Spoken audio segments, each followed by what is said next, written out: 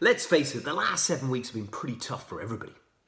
But it's been an amazing time for reflection, recalibration, realignment and reset, getting ready for when we get back to normality so that you can be the best you can possibly be for both you, your business, and for your relationships as well. Now, in terms of relationships, in these close confined quarters, it can sometimes get a little bit edgy and scratchy. But you do need to have understanding for the other person, especially in these circumstances, because let's face it, stress is something that's quite apparent with a lot of people at the moment.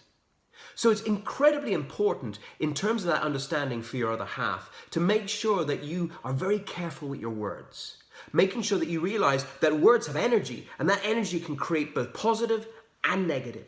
So try and uplift your other half as much as possible every single day.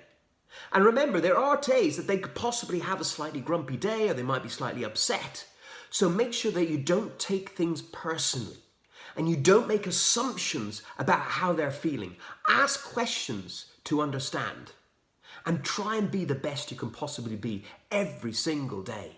Wake up with gratitude in your heart. Be grateful for the other person. Be grateful for your house that you live in. Be grateful for the food that you have on the table and the fact that you're in good health as well. The second thing as well is to remember, what are the love languages of your other half? They say there are 5 different love languages. Number 1 is words of affirmation. Number 2, acts of service. Number 3, quality time. Number 4, gifts and giving and receiving.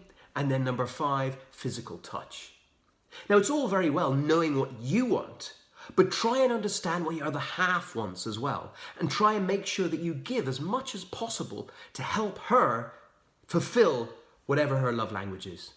And if you do this and you give without expectation of receiving, you'll feel so much better and you make the other person feel better. And then you might find that they'll do the same for you as well.